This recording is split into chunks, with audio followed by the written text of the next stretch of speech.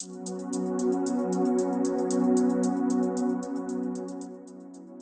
mechanical engineering at Purdue is now ranked at number 7 in the nation.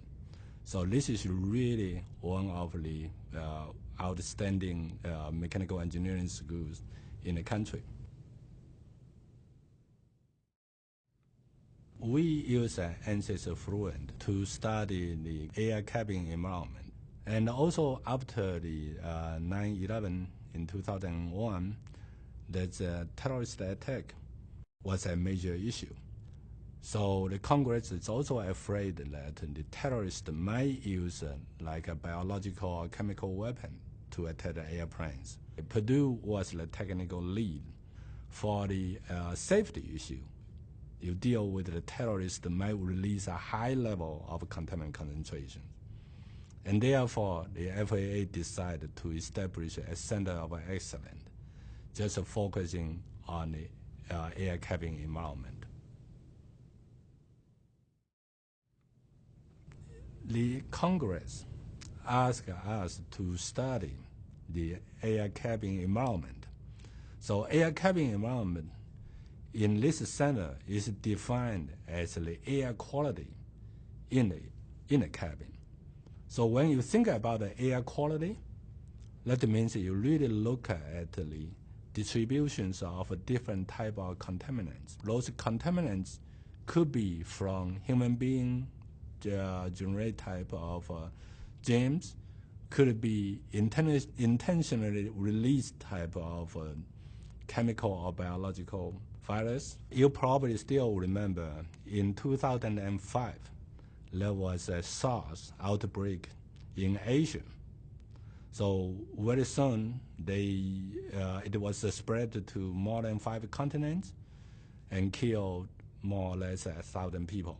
Also, 2 years ago, there was a bird flu. Again, very similar phenomenon. There was a lot of cancellations in the airliners. So we could use our result to enhance the product design. For example, we can change the airflow pattern inside of a cabin. So when your fellow passenger was coughing or sneezing next to you, then those viruses will not go direct to you. And this is very useful because sometimes the virus carrier might not know if he or she really has a problem, but we can help to identify the problem. You cannot just use one model to solve for everything. The airflow inside of an air cabin is quite different from that outside of an air cabin. But the ANSYS Fluent, for example, they have the different models for different type of flows. And therefore, we can quickly obtain a result by using their models. We deal with a very complicated geometry, just like a human shape. It's very complicated. So ANSYS can read the digital model, which can be produced by laser.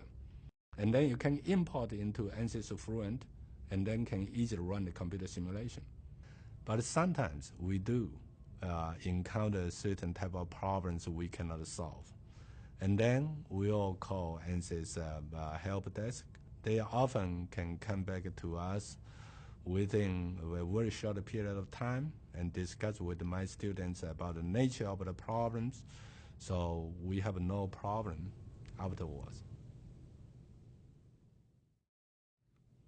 Since I have conducted research on the airplanes in the US, and the Chinese also wanted to produce the large commercial airplanes there. So by using ANSYS Fluent, we found that you can just study different type of alternatives within very short period of time.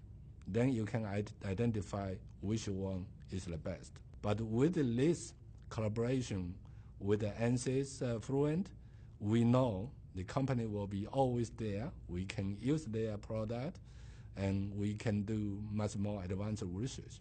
And I think this is a win-win situation for both universities, the company, and also for the flying public.